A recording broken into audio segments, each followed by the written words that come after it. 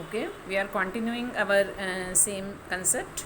अब ये दोनों एंगल्स एफ और सी ये हमारे नीचे बने हुए हैं, ये भी नीचे है, ये भी नीचे है, तो ये दोनों हमारे कॉरेस्पॉन्डिंग एंगल्स हो जाएंगे, एफ और सी कॉरेस्पॉन्डिंग एंगल्स। तो इसको हम कैसे लिखेंगे, angle F is equal to angle C, ये भी हमारे कॉरेस्पॉन्डिंग एंगल्स। अब एंगल सी एफ हमने पहले निकाला हुआ है 55, तो एंगल सी भी कितना हो जाएगा 55। इसका रीज़न लिख दोगे, because angle F is equal to 55 degree.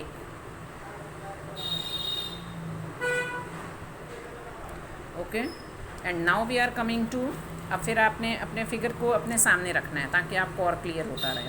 अब एफ और सी आ गए हमारे, अब ए और बी रह गए। तो अब आप दोनों ढंग से कर सकते हो। पहले ये डी हमारे पास आ चुका है, तो डी और बी ये दोनों कैसे एंगल हैं, ध्यान से देखो, एक ये लाइन है, एक ये लाइन है, ये वर्टिकली ऑपोजिट आ रहे हैं, इंटरसेक्टिंग लाइंस बन रही हैं, तो एंगल बी और डी ये वर्टिकली ऑपोजिट एंगल आ जाएंगे। तो डी हमारा 125 था, तो एंगल बी भी कितना हो जाएगा 125 डिग्री। तो B is equal to D, vertically opposite angles. B is equal to D, vertically opposite angles.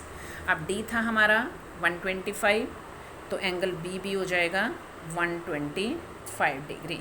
इसको भी आप बॉक्स में डाल दोगे, ब्रैकेट में लिख सकते हो कि डी, क्योंकि हमने अभी निकाला है।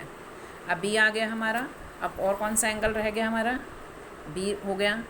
अब ए, सी हमने निकाल लिया पहले, सी आ चुका है हमारा, सी और एफ इक्वल थे हमारे, सी 55 था, तो ए और सी ये दोनों कैसे एंगल्स हैं, ए और सी ये भी वर्टिकली ऑपोजिट हैं, ये दोनों लाइंस हैं, इंटरसेक्टिंग लाइंस बन रही हैं, तो ए और सी भी एंगल्स वर्टिकली ऑपोजिट एंगल हैं। सी हमने निकाल लिया, तो now we will write angle A is equal to angle C, ये भी हमारे वर्टिकली ऑपोजिट एंगल्स।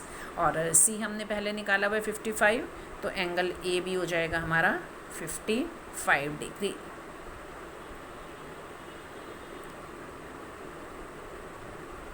ए भी हमारा 55 डिग्री। तो now I think we have found all the angles. A B, A आया हमारा 55 डिग्री, एक बार फिर से इसको रिकॉल कर रहे हैं हम जल्दी से। ए हमारा 55 है, क्योंकि ये फ़िलहाल हमने कैसे निकाला था, ये पहले हमने लीनियर पेयर से किया था, 125 plus F is equal to 180 degree, तो एफ आ गया था हमारे पास। ई और एफ, फिर हमने एफ आ गया, तो ई और एफ वर्टिकली ऑपोजिट एंगल्स हो जाएंगे। और 125 और ए एंगल्स हैं, 125 और डी, ये डी लिखा हुआ है, तो 125 और डी ये दोनों कॉरेस्पॉन्डिंग एंगल्स हैं, तो डी 125 हो जाएगा। फिर ए और ई, अगर हम ऐसे देखें, दूसरे मेथड से भी देख सकते हैं, ए और ई हमारे कॉरेस्पॉन्डिंग एंगल्स भी हैं। फिलहाल मैंने उसको वर्टिकली ऑपोजिट उससे किया है, लेकिन हम बहुत डिफरेंट मेथड से कर सकते हैं। ई और ए कॉरेस्पॉन्डिंग भी हैं, तो ई 55 है, तो ए भी 55 हो जाएगा। फिर सी, ये दोनों एफ और सी ये दोनों नीचे एंगल्स हैं कॉरेस्पॉन्डिंग, अगर एफ 55 है तो सी भी 55 है, और बी और डी इक्वल हो जाएंगे। डी फिलहाल हमारा था 55, तो बी भी हो जाएगा, डी था हमारा 125 कॉरेस्पॉन्डिंग एंगल से, तो बी भी हमारा 125 हो जाएगा। और ये लिसन बच्चे, इसको हम बहुत और मेथड से निकाल सकते हैं, मतलब जो मैंने लगाया है ऐसा नहीं है कि आपने वही और करना है, मे बी उसी में जहाँ अगर मेरा वर्टिकली ऑपोजिट लगे तो वो कहीं और उससे लीनियर पेयर से भी आ सकता है, कॉरेस्पॉन्डिंग से भी आ सकता है, अल्टरनेट से भी आ सकता है। Interior angles on the same side of the transversal, उनका सम 180 डिग्री है, जो हमने कंसेप्ट किया है उन सबको हम यूज़ करते हुए ये निकाल सकते हैं। तो I am doing just only one method, but आप बच्चे ज़रूरी नहीं है मेरे वाला करो, you can apply your own also. अगर आपको अंडरस्टैंडिंग बहुत बढ़िया हो गई है तो you will do with different method also. Now I am coming to question 4, find the value of X in each of the following figures. हमने इनमें एक्स की वैल्यू निकालनी है, और एल और एम पैरेलल है, ये एल और एम पैरेलल है। अब फिलहाल आप ये बच्चे सोचोगे, एक 110 यहाँ है, ये एंगल लाइन और ट्रांसवर्सल के बाहर है, ये एक्स हमने निकालना है, ये लाइन और ट्रांसवर्सल के अंदर है। पहले तो आप इन दोनों में देखो क्या कोई भी रिलेशन है, क्या 110 और एक्स कोई कॉरस्पॉन्डिंग एंगल बना रहे हैं, अल्टरनेट एंगल बना रहे हैं। लीनियर पेयर और वर्टिकली ऑपोजिट तो पॉसिबल ही नहीं है, एक एंगल कहाँ है एक एंगल कहाँ है, तो दैट इज़ नॉट पॉसिबल। या फिर interior angle on the same side of the transversal, क्या वो हैं? फिलहाल अगर आप ध्यान से देखोगे तो ऐसा कोई रिलेशन नहीं बन रहा। ऐसा कोई रिलेशन बनाने के लिए हम क्या करेंगे, हम 110 के साथ कोई एक और एंगल लेते हैं। आप ये इसमें ये वाला एंगल भी ले सकते हो बच्चे। अगर हम ये वाला ले लेते हैं तो पहले हम ये लीनियर पेयर से निकाल लेंगे, ये आ जाएगा। जब हमारे पास ये वाला एंगल आएगा तो ये दोनों ये कॉरस्पॉन्डिंग एंगल है, जो ये एंगल आएगा वही आएगा। एक और भी मेथड ऑरली बता रही हूँ मैं, आपने ये लिया, आप ये भी निकाल सकते हो, लीनियर पेयर से आप ये वाला एंगल भी निकाल सकते हो। फिर ये दोनों अल्टरनेट एंगल्स हो जाएंगे, जो ये एंगल आएगा ये वाला एंगल भी वही एंगल आ जाएगा। तो हम ये दोनों मेथड यूज़ कर सकते हैं। फ़िलहाल I am applying only one method, तो इसमें हम इस एंगल को फ़िलहाल एंगल 1 ले लेते हैं। और ये जो एंगल 1 हमने लिया है इसको फिगर में मार्क करना बहुत ज़रूरी है। अगर आप शो ही नहीं करोगे तो पता ही नहीं चलेगा ना तुम्हें ना मुझे कि एंगल 1 कहाँ है। तो इसको आपने फिगर में शो करना है, पहले फिगर में शो करोगे फिर इसको हमने करना है। तो 110 degree plus angle 1 is equal to 180 degree by linear pair. LP means linear pair.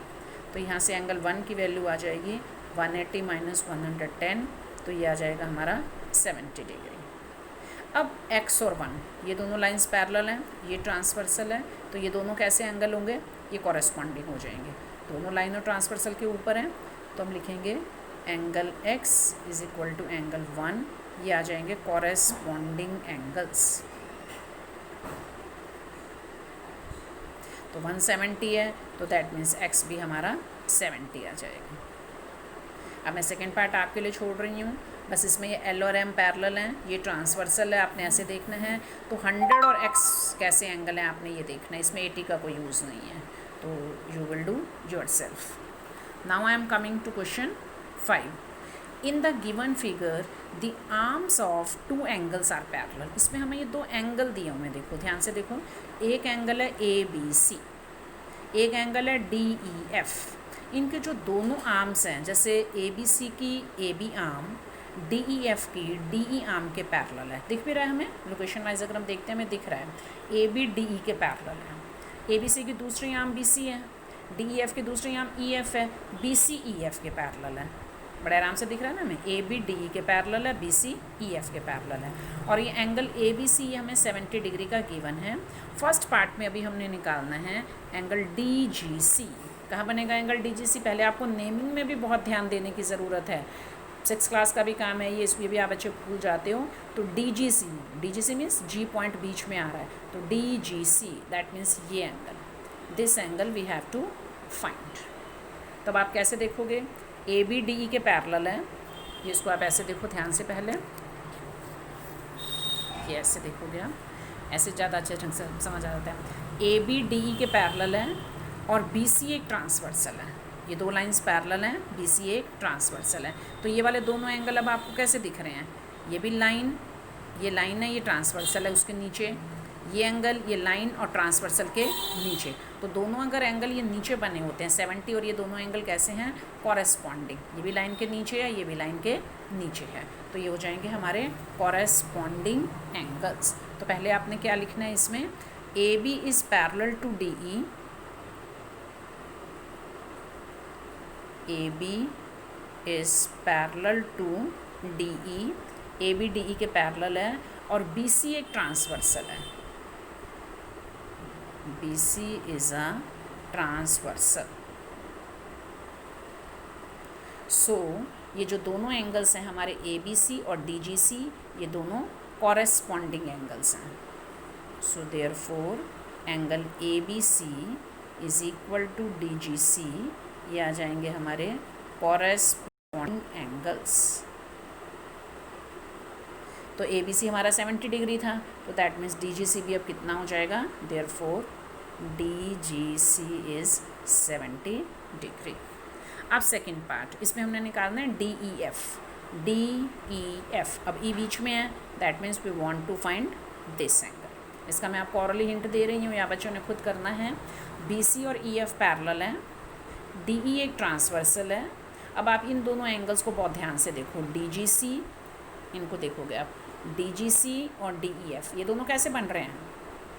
ये एंगल, ये लाइन है, ये ट्रांसवर्सल है, उसके ऊपर बना हुआ है। ये एंगल, ये लाइन है, ये ट्रांसवर्सल, ये भी ऊपर बना हुआ है। दोनों एंगल लाइन और ट्रांसवर्सल के ऊपर बने हुए हैं। तो दोनों जो ऊपर बनते हैं, ये ऐसे दो लाइंस होती हैं हमारी, ये ट्रांसवर्सल है, ये भी लाइन और ट्रांसवर्सल के ऊपर है, ये भी लाइन और ट्रांसवर्सल के ऊपर है। तो दोनों कैसे एंगल है हमारे? कॉरेस्पॉन्डिंग। तो दैट मीन्स DGC और DEF ये दोनों कॉरेस्पॉन्डिंग है। DGC हमारा 70 डिग्री का आया हुआ है, तो दैट मीन्स DEF भी कितना हो जाएगा? 70 डिग्री। तो ये बच्चों आपने खुद करना है, समझा दिया मैंने। आप थोड़े एक दो पार्ट्स खुद करोगे तभी आपका माइंड बहुत बढ़िया चलेगा, अदरवाइज़ फिर आप खुद अपना माइंड बिल्कुल नहीं लगा पाओगे। Okay, and now we are coming to question 6। In the given figures, अब ये क्वेश्चन बाकियों से थोड़ा चेंज है। अभी तक हम क्या कर रहे थे, हमें लाइंस पैरेलल गिवन थी और हम कुछ अननोन एंगल्स थे वो हम निकाल रहे थे। अब क्या है, in the given figures below decide whether L is parallel to M। हमने ये बताना है कि जो L लाइन है वो M के पैरेलल है या नहीं। तो ये हमें फिगर दी हुई है, ये L और M पैरेलल है, ये ट्रांसवर्सल है। हमने अभी हमें जो एंगल दिए हुए हैं, आपने इसमें क्या करना है, जो भी आपको एंगल्स दिए हुए हैं उन पर कोई प्रॉपर्टी देखनी है कि लग रही है या नहीं लग रही। अब ये देखो, पहले इनको आप रिकॉल करो, क्या इन दो जो पहले जो गिवन है उन्हीं में देखो, ये दोनों एंगल्स हैं कुछ टाइप के हमारे, ये वाले, ये दोनों ये होते हैं हमारे interior angles on the same side of the transversal. दोनों एंगल अंदर की तरफ बने हुए हैं, ट्रांसवर्सल के एक ही तरफ बने हुए हैं, तो ये होते हैं हमारे interior angles on the same side of the transversal. ये मैंने जब आपको लास्ट टाइम बताए थे रूल्स बचे, तो आपको बहुत उनको ध्यान से दोबारा देखना है। उसमें मैंने पहले तो ये बताया था कि अल्टरनेट एंगल, कॉरेस्पॉन्डिंग एंगल और ये interior angle on the same side of the transversal. फिर रूल्स बाद में मैंने ये लिखवाए थे कि अगर एक ट्रांसवर्सल अगर ऐसे दो लाइंस को इंटरसेक्ट कर रही है और ये दो interior angles on the same side of the transversal, अगर इनका सम 180 डिग्री हो तो भी ये लाइंस क्या होती हैं? पैरेलल होती हैं। तो अब आपने ये देखना है कि ये हमारे जो एंगल्स आ रहे हैं ये हमारे को इंटीरियर हैं, बोल देते हैं, या interior angles on the same side of the transversal. इनको आप ऐड करो तो ये हमारा 170 डिग्री आता है।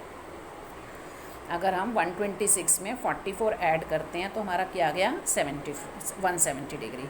सो हम क्या लिखेंगे? A pair of interior angles on the same side of the transversal